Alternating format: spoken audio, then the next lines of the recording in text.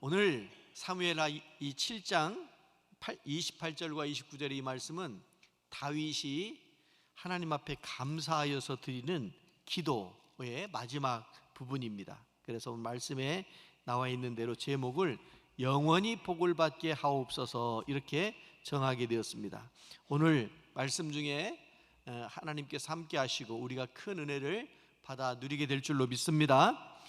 여러분, 여기 영원히 복을 받게 하옵소서, 복이 싫은 사람은 아무도 없을 겁니다. 다 복 받기를 원하고, 또 복은 더 많이 받을수록 좋잖아요.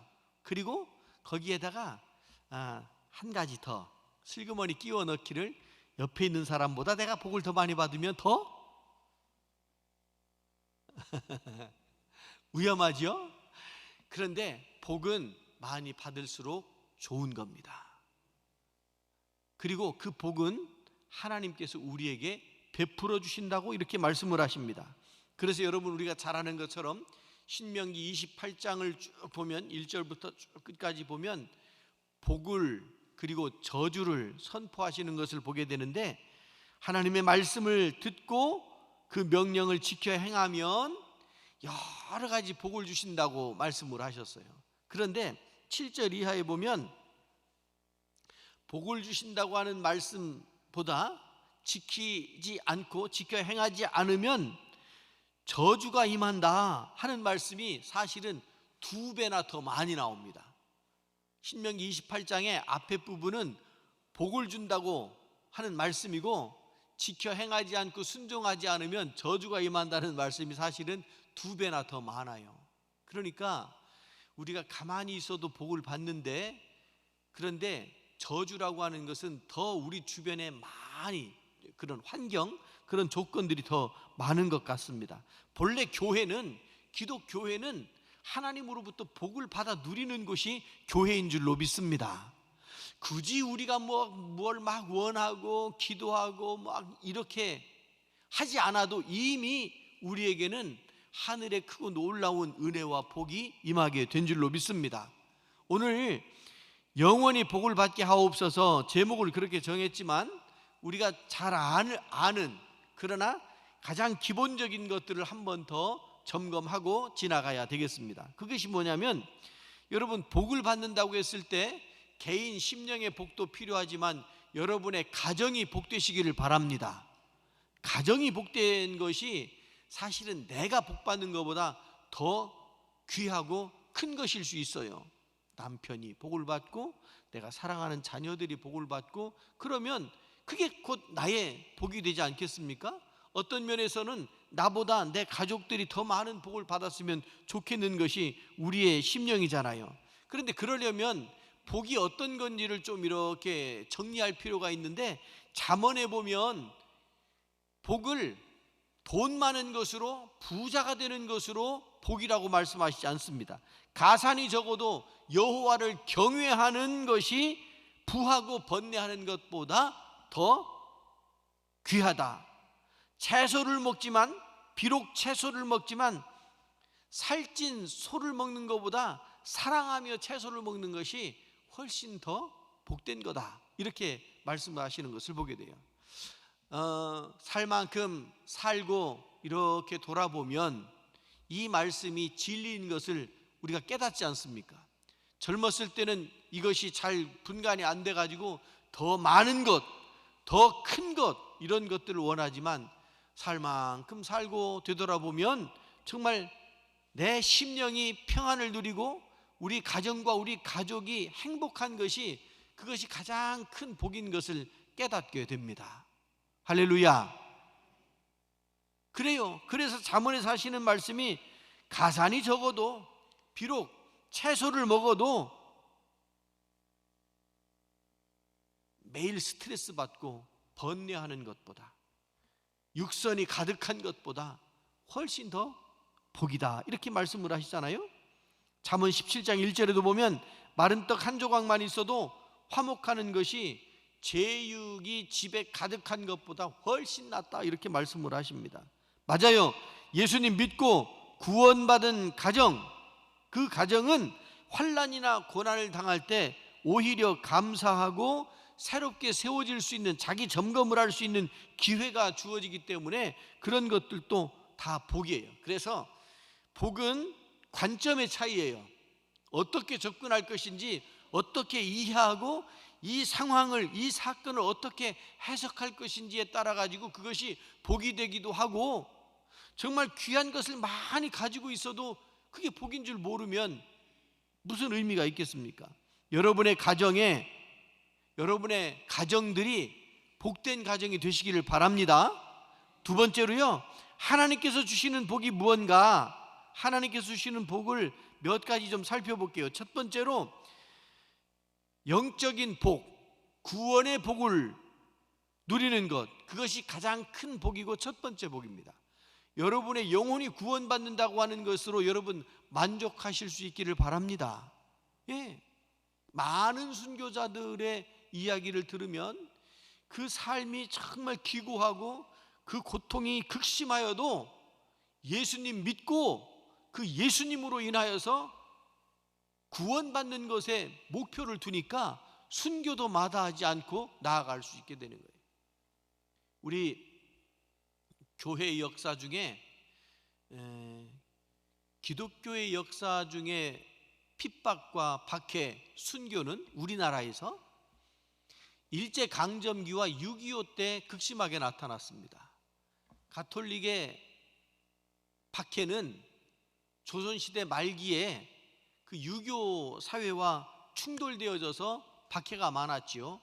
그런데 우리 개신교회는 일제시대 때와 6.25 전쟁 때 아주 극심하게 박해를 받고 순교자들이 많이 나왔습니다. 특히 6.25 전쟁통에 우리 이 지역에서는 어땠는지 모르겠지만 저 논산 쪽에, 전라도 쪽에 가면 순교자들이 많이 나온 교회들이 있습니다. 당진시 기독교연합회에서 목사님들 그런 곳 한번 갑시다. 그래서 갔어요. 갔는데 어느 선결교회에 갔더니 그 교회에 6.25 때 정말 많은 사람들이 인민군의 총에 맞아서 죽게 된 거예요. 심지어는 아기 엄마가 아기를 업고 있는데 붙잡혀 간 거예요. 끌려간 거예요. 교회 다닌다고 끌려간 거예요. 아기가 보채고 울지요. 무섭고 그러니까. 그런데 엄마가 뭐라고 그러냐면, 얘야 잠깐만 참자. 이 땅에서는 이게 끝이지만 천국 가서 우리 영원히 살 수 있단다. 그 말을 남기고 아이하고 거기서 총 맞아서 죽었다는 얘기를 들었어요. 정말 인간적으로 볼 때는 그렇게 불쌍할 수가 없잖아요. 세상에 그렇게 끔찍한 일이, 그런 일들을 저질러요. 여러분, 공산주의는요 교회하고 완전히 대치되는 그런 사상과 이념을 가지고 있잖아요. 여러분, 공산주의 정말 우리 교회하고는 완전히 신앙적으로, 성경적으로 안 맞아요. 왜냐하면 공산주의가 처음부터 칼 마르크스의 유물론에서부터 나오는 거잖아요. 유물사관, 오직 물질밖에 없다는 거예요. 영혼이 없다는 거잖아요. 거기서부터 공산주의가 출발하는 거잖아요. 그러니까 여러분, 북한이 공산주의의 원조예요. 가장 아주 철저하게 지키는 것 같아. 굶어 죽어도 공산주의. 하나님이 없잖아요. 그래도요, 중국은 삼자교회라고 해서, 그래도 러시아는요 그래도 정교회를 그래도 인정하고 그래요. 많이 왜곡된 건 사실이에요. 왜곡된 건 사실이지만, 근데 북한은 교회를 인정합니까? 어쩔 수 없으니까 교회 하나 세워놓고서 다 공산당 당원들로 갖다 채워놓고 외국에서 손님이 올 때만. 여러분, 공산당은 그러니까 예수 믿는다고 죽이는 거예요. 죽이면서도 죽어 마땅하다고 생각하니까 양심의 거리낌도 없이 그 짓을 하는 거예요. 여러분, 우리가 예수 그리스도를 믿는 것이 순교적 각오를 가지고 살아가는 그것일지라도 그것이 복된 일인 줄로 믿습니다. 왜냐하면 이 땅에 사는 것은 길어봐야 100년이에요. 하나님 나라에서는요 영원히 산대잖아요. 이 땅에서 100년 편하게 살 것을 선택하시겠어요? 아니면 영원히 하나님 주님 품에 안겨 사는 것을 추구하시겠어요? 물어볼 것도 없어요. 우리는 영원에 잇대어 사는 사람들이 우리 그리스도인인 줄로 믿습니다. 그래서 영적인 복을 받는 것이 가장 큰 복이고, 두 번째는요, 생활의 복을 받는 거예요. 생활의 복을 받는 것. 하나님과의 관계가 잘 맺어지면 그러면 우리의 삶의 복이 넘쳐납니다. 학개 1장 6절에 참 가슴 아픈 이야기가 나와요. 뭐라고 말씀하시느냐면, 너희가 많이 뿌릴지라도 수확이 적으며, 먹을지라도 배부르지 못하며, 마실지라도 흡족하지 못하며, 입어도 따뜻하지 못하며, 일꾼이 삭슬 받아도 그것을 구멍 뚫어진 전대에 넣음이 되었다. 이게 웬일입니까? 저는 정말 IMF를 지나면서 일해도 소용이 없다고 하는 것을 다 경험하지 않았습니까? 구멍 뚫린 전대라는 말이 그때 이해가 확 왔어요. 제가 전에 섬기던 상록수 교회가 IMF 때 건축을 했대요. 그러니 얼마나 고생했냐고요. 그 건축할 때 당시에 말씀을 들어보니까 건축하다가 공사가 중단이 됐어요. 그런데 일꾼들이 그 벽돌 쌓는 일꾼들이, 조족 기술자들이 밥만 먹여주면 벽돌 쌓아드릴게요 이러고 왔대요. 그래서 이렇게 봤더니 벽돌이 여기 벽돌하고 저쪽 벽돌하고 달라요. 색깔이 달라요. 그것만 봐도요, 교회 지을 때 얼마나 고생했는지 아는 거예요. 그러니까 이 벽돌을 한꺼번에 사다가 쌓아야 되는데 그게 안 되니까 비슷한 거라고, 같은 거라고 사가지고 와서 보니까 달라질 수도 있고, 크기도 달라요. 크기도 이 적벽돌이요 다 사이즈가 똑같은 게 아니더군요. 서로 달라요. IMF 때 얼마나 고생을 했어요. 일을 해도 소득이 없어요. 여기 학개 1장 6절에서 그대로 말씀하시잖아요. 먹어도 배부르지 않고, 입어도 따뜻하지 않고. 이게 무슨 말이에요? 여러분, 여러분의 삶의 복은 하나님과의 관계 속에서 온전히 이루어지게 되는 줄로 믿습니다. 하나님과의 관계가 제대로 세워지지 않으면 학개 1장 6절과 같은 그런 결과가 주어진다라고 하는 거예요. 그러니까 여러분, 생활의 복을 받기를 원하신다고 한다면 하나님과의 관계가 바르게 세워질 수 있기를 바랍니다. 예배를 통해서 오늘도 이렇게 저녁에 함께 모여서 찬양하고 예배드리고 그랬잖아요. 수요일 저녁에도 예배드리고, 속회 예배도 함께 모여서 예배하고, 모이기에 힘쓰는 사람들이 하나님을 바라보는 마음으로 가득 찬 사람들인 줄로 믿습니다. 생활의 복을 누리시길 바라고요. 세 번째로요, 건강의 복을 받아야 됩니다. 건강의 복. 우리 몸은 하나님께서, 성령께서 임하시는 거룩한 성전이라고 말씀하셨잖아요.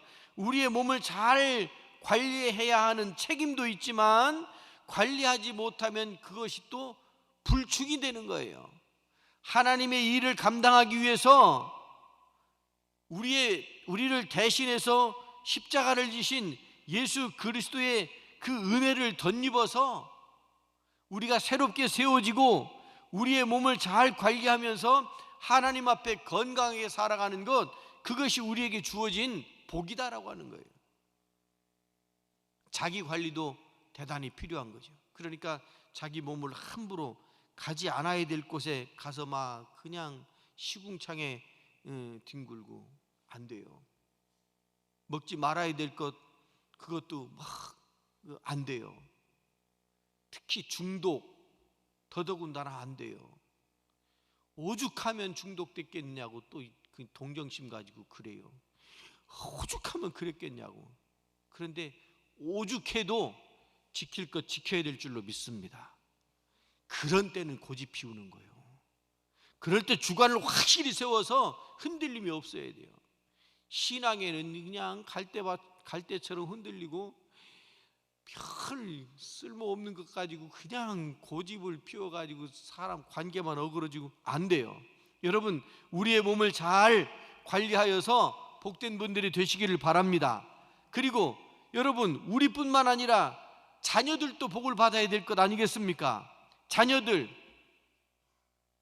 돈 많이 벌어가지고 자녀들에게 줘봐야 다 소용이 없다네요.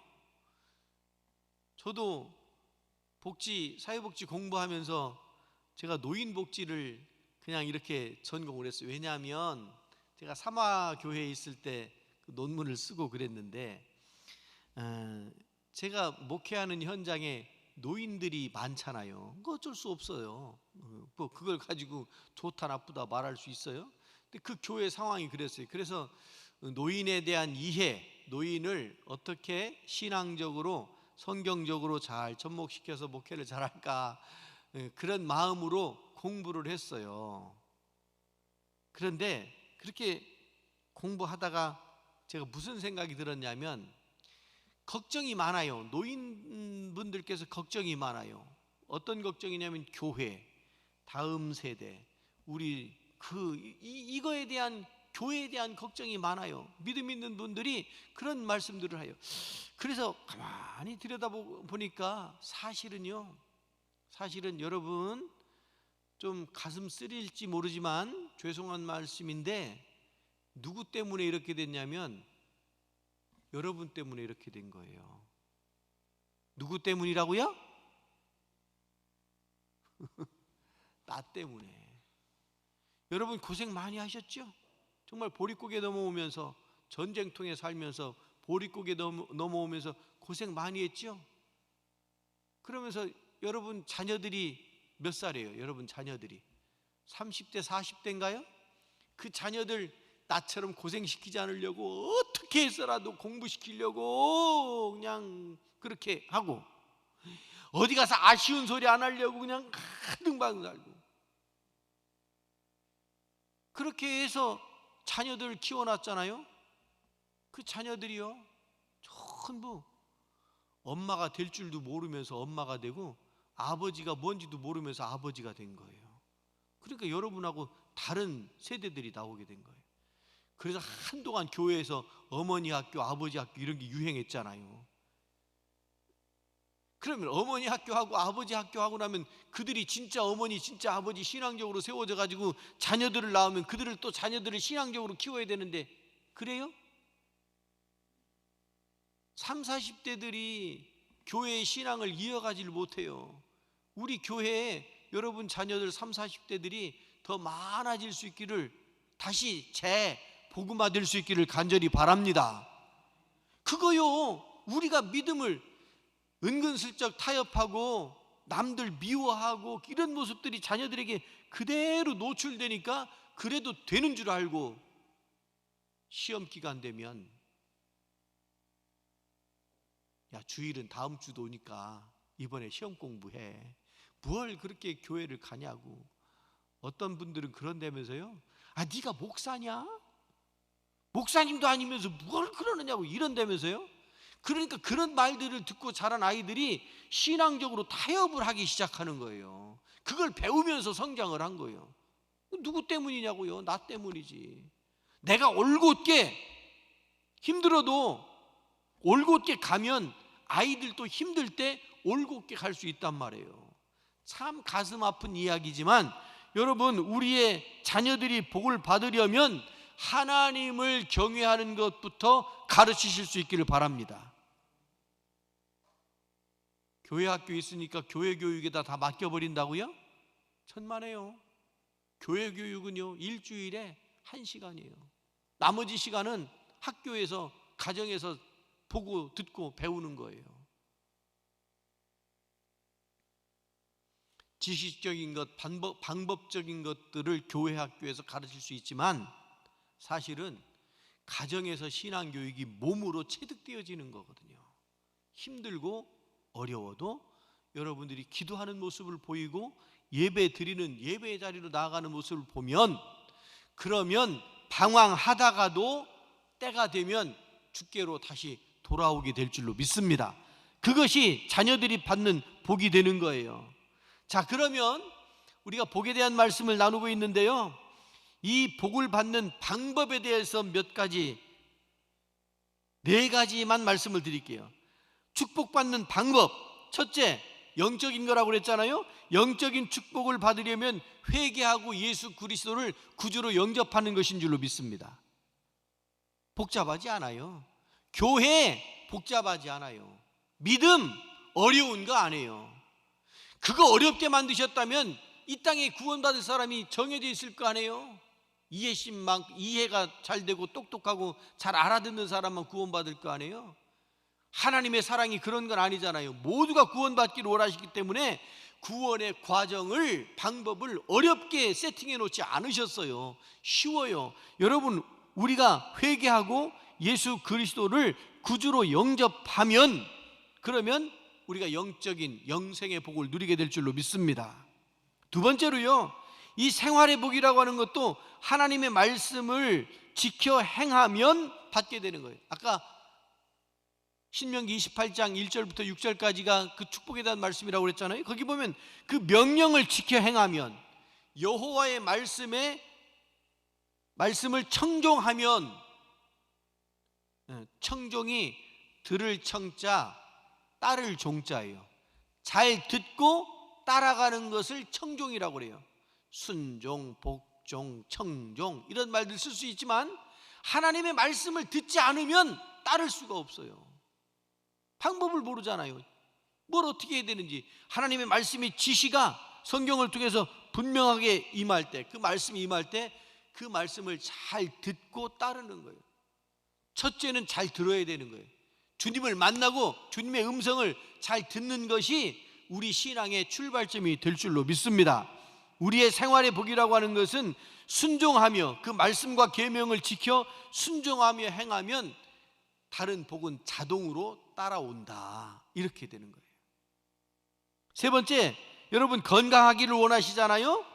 건강의 복도 마찬가지입니다. 주님의 일을 열심히 감당하다 보면 여러분 건강해질 줄로 믿습니다. 다리 아파서 이제 교회 더 이상 어떻게 갈 수가 없어요 하시는 분들도 힘을 내서 그러고 보니까 우리 교회 성도들 중에 교회 올 때 이거 잡고 오시는 분이 안 계시네. 이게 뭐예요? 제가 못 봤나요? 지팡이 잡고 오시는 분을 제가 못 본 것 같으네. 여러분, 지팡이를 잡고라도 교회에 오실 수 있어야 됩니다. 왜 노인 심리를 이렇게 보면 왜 지팡이 짚고 교회를 못 오시는지 아세요? 왜 그러냐면 내가 조금 건강할 때, 내가 조금 젊었을 때 지팡이 잡고 교회 오는 걸 이렇게 보면서 아유, 저러면서 뭘 교회 오시나 몰라. 말은 안 했지. 근데 속으로 그 생각을 했거든. 그런데 사람이 살다 보면 그럴 때가 와요. 내가 그렇게 흉받기 때문에 나도 남들이 흉볼까 봐 이걸 못 잡고 오는 거예요. 근데 여러분, 연세 있으신 분들이요, 지팡이 잡으셔야 됩니다. 집어야 돼요. 그게 얼마나 의지가 되고 힘이 되는지 몰라요. 지팡이를 잡고서라도 예배를 드리는 것, 그 마음이 우리 주님 앞에 얼마나 귀하겠느냐고요. 그러다 보면 건강이 이렇게 회복되어져요. 제가 어느 권사님을 장례를 치르게 되었는데 그분 참 복되게 가셨어요. 정말 더 이상 교회를 못 오게 돼가지고 앰뷸런스에 의지해서 병원에 가시고 일주일 만에 돌아가셨어요.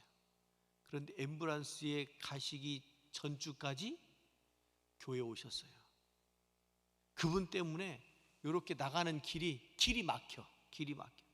그분이 한 발짝 의자 옆에 붙잡고 또 한 발짝, 왜냐하면 지팡이는 저 문 앞에도 놓고 왔거든. 거기까지는 걸어가야 되는 거예요. 거기까지. 그러니 이 젊은 사람, 사실은 잘 챙겨야 돼요. 여러분 혹시 그런 분들 계시면 잘 챙겨야 돼요. 왜냐하면 옆에서 젊은 사람들이 속도가 다르잖아요. 가다가 툭 건드리면 쓰러지시는 거예요. 그러니까 아주 조심해야 돼요. 교회 다니시는 분들. 그렇게 해서라도 몇 달을 그렇게 오시더라고요. 제가 옆에서 보기에 참 안 됐어요. 참 안 됐어요. 심정 같아서는 업어서라도 모셔다 드리고 싶어요. 그런데 목사님 죄송해요. 저 때문에 이렇게 된 거 보기도 흉하고 그런데 죄송해요. 그런 말씀이 어디 있느냐고. 잘 오셨다고. 자기 때문에 교회가 폐가 될까 봐 막 그러시는 거예요. 잘 오셨다고.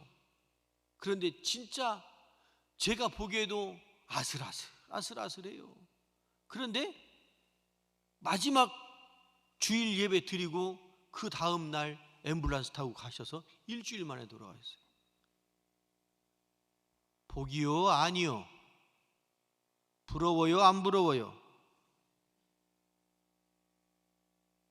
어쩌라고? 여러분들도 그러시라고.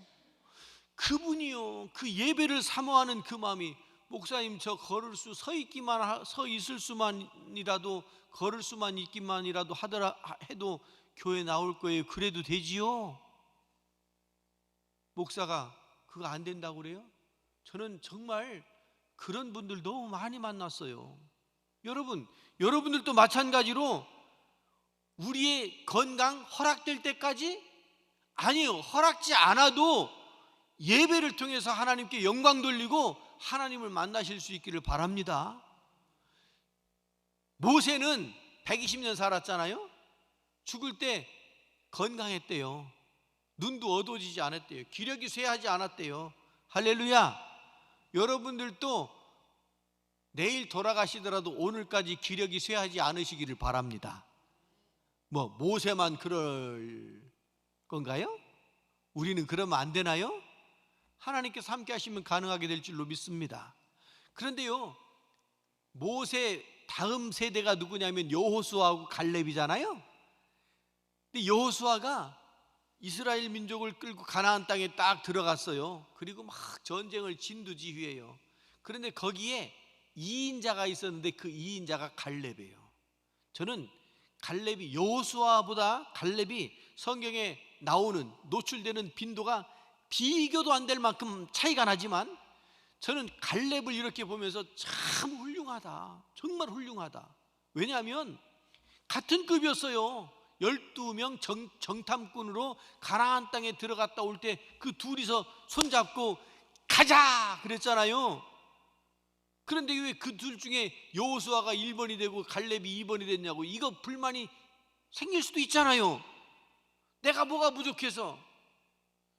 이 갈렙이요, 얼마나 훌륭하냐면 헤브론이라는 곳에 가가지고 이 산지를 내게 주소서, 그 복음성가 있잖아요. 그게 갈렙 얘기잖아요. 그때 나이가요 85세였습니다 85세. 그런데 그 헤브론은 이 거인들이 많이 살고 센 사람들이 살았어요. 그래서 누구도 헤브론 전쟁에 그 땅을 차지하려고 나서질 않아요.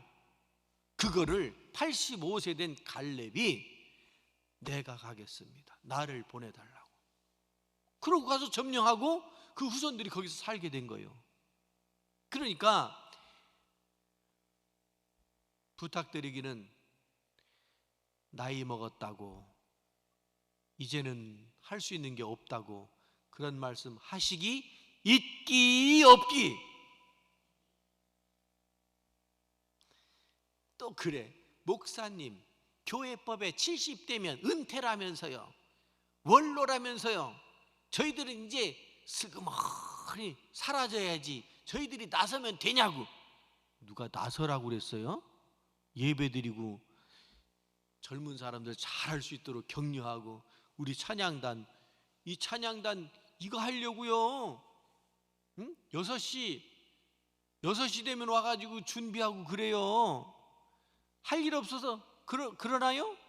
저 악기 연습하고 이게 준비하고 드럼도 이렇게, 그러면 수고한다고, 고맙다고 그러시기 바랍니다. 어째 그러냐고 그러지 말고. 제가 중학교 때, 고등학교 때 이래봬도 제가 성가대 6년 한 사람이요, 군대 갔다 오고 나서는 3년 동안 지휘도 한 사람이요. 내가 보기에는 엉망진창이지만, 아이고, 오죽 못하면 반주자가 그 피아노과 다니는 학생이었는데 그 반주자가 내가 하도 못하니까 지가 막 끌고 가. 지가 막 끌고 가. 그럼 나는 어떻게 실력이 안 되는 걸 따라가야지. 중학교 때, 고등학교 때 찬양대를 하는데 이렇게 하잖아요. 그러면 참 찬양대가 고약해. 제자리가 어디냐면 하나, 둘, 세 번째 거기 베이스 자리요. 여기 말고 저쪽 끝. 왜 저쪽 끝인지 아십니까?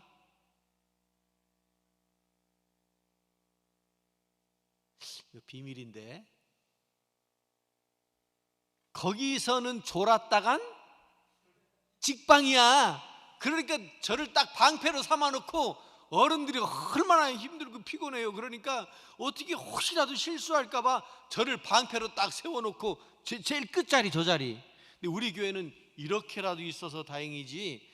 제가 어렸을 때 다닐 때는 이렇게 줄이 세 줄이었는데 세 줄 한쪽이 이만큼이 성가대가 나온 그런 구조였었어요. 그러니까 여기 이렇게 여러분들이 이 줄에서 보면 성가대가 보이는 거예요. 그 앞에서 졸아봐. 그런데 딱 요 자리에 원로 장로님이 한 분 계셨어요. 원로 장로님. 그분은 의사였었어요. 의사 선생님이었었고 연세가 많으신데 참 치구도 왜소하고. 그런데 그분이 여기서 꼭 예배 드리고 이제 폐회성 끝나면 목사님 나가고 이제 인사하고 이제 성도들 잠깐 더 기도하다가 이제 찬양대가 이제 찬양 후주 쭉 하잖아요. 축도송 하고 그다음에 그날 거기서는 그랬어요. 축도송 하고 그날 불렀던 곳을 한 번 더 불러요. 이제 회중들 막 나갈 때. 그럼 그때 이 장로님이 주머니에서 주섬주섬 꺼내가지고 와가지고 맨 앞자리 거기다가 이렇게 놓고 가요. 뭐게요? 왜 이런 게 생각나나 몰라. 밀크 카라멜 생각나요? 최고지 최고. 그런데 사실은 찬양대한테는 독이요 독. 그거 먹어봐. 침 나와가지고 어떻게 불러. 그런데 많이도 아니에요. 꼭 두 꽉 요만하잖아요. 두 꽉을 놓고 가는 거예요. 그거 하나씩 먹으라고. 마음이 그러신 거예요. 그분 마음이. 여러분 연세 있으신 분들도요 얼마든지 주의를 감당하는데 연세 있으신 분들은 젊은 분들을 격려하고 기도하고 잘한다고 칭찬해주고 할렐루야. 왜 아멘 하는 소리가 그렇게 시원찮대? 맨날 흉보고 그랬나? 근데 가끔 우리 목사님은 너무 세게 찔러. 여러분들이 그동안에 교회를 위해서 다, 근데 이 교회 여러분도 하고서 끝나면 안 되잖아요. 이렇게 헌신하고 수고해서 세워진 이 교회가 우리 자자손손 대대로 든든히 세워지고 이 교회를 통해서 구원받는 사람들이 정말 사도행전적으로 날마다 더하는 복이 있어야 되지 않겠습니까? 여러분만 교회 다니고 끝나면 무슨 소용이 있어요? 영국 교회가 그랬대잖아요. 할머니들만 남았는데 할머니들이 한 분 가면 거기는 교회하고 그 공동묘지가 같이 있잖아요. 누가 갔네. 지분이 있는 거예요. 지분. 여러분 그게 말이 안 되잖아요. 신앙적으로 타락되면 안 돼요. 여러분 우리가 하나님의 일을 열심히 감당하고 몸이 아프고 막 그러면 주회전에 와서 엎드려 기도하고 이 교회를 돌보실 수 있기를 바랍니다. 그냥 와서 그냥 빗자루 들고 왔다 갔다만 해요. 쓸 거 없어요. 우리 교회처럼 깨끗한 교회가 아마 전국에 없을 거예요. 왜 미안해서 아멘도 못해요? 진짜예요. 우리 교회 정말 깨끗한 교회예요. 쓸 거 없어요. 그래도 와가지고 이렇게 둘러보고 그러시라고요. 그게 우리가 건강해지는 방법 아니겠습니까? 밭에 가서 앉아있지 말고. 교회는 못 와도 밭에 가서 앉아 계셔요. 그래서 권사님이 그러시더라고. 그래가지고 권사님 교회 좀 한번 와요. 그랬더니 힘들어서 못 가요. 못 가긴, 밭이 저긴데도 잘만 가. 교회보다 더 먼데도. 그리고 거기 앉아가지고 풀하고 씨름하고 있어. 풀하고 씨름하고. 그래서 하도 와서 오래 앉아 있는 게 힘들대. 뭘 오래 앉아 있는 게 힘들어요. 그래봐야 제가 1시간 넘겨요. 그리고 정말 힘들면 저 뒤에 앉았다가 일어났다 앉았다 그래도 그거 탓할 사람이 어디 있어요. 믿음이 안 되는 거예요. 믿음이. 거기 앉아가지고. 그래 제가 하도 안 오길래 권사님 저하고 하나 약속해요. 제가 권사님 신방 한 번 하면 권사님은 교회 2번 오기. 1대1은 좀 그렇잖아. 그래서 제가 한 번 가면 권사님은 그 주에 2번 교회 오기. 우스갯소리로. 여러분 그렇게 열심히 신앙의 열심을 내면 하나님께서 우리에게 건강도 허락하실 줄로 믿습니다. 그리고 자녀들이 복을 받는 것, 우상 숭배하지 않게 하는 것, 하나님만을 섬기게 하는 것, 이것이 자녀들을 향한 복이 되는 줄로 믿습니다. 결론적인 말씀을 좀 드리자면 레위기 26장에 보면 이 모든 명령을 준행하지 않고 내 규례를 멸시하고 내 마음에 내 법을 싫어하면, 이 모든 계명을 준행하지 아니하면, 이 언약을 배반하면 그 벌이 7배가 더할 거다, 이렇게 말씀하셔요. 여러분 하나님께서 주시는 복은 일회용이 아닙니다. 한번 받고 그냥 날려보내는 것이 아닙니다. 여러분 하나님께서 베풀어 주시는 복은 우리에게 차곡차곡 쌓이게 될 줄로 믿습니다. 오랫동안 누려야 되는 자손 천대까지 계속 유지되어져야 하는 것이 하나님께서 주시는 복인 줄로 믿습니다.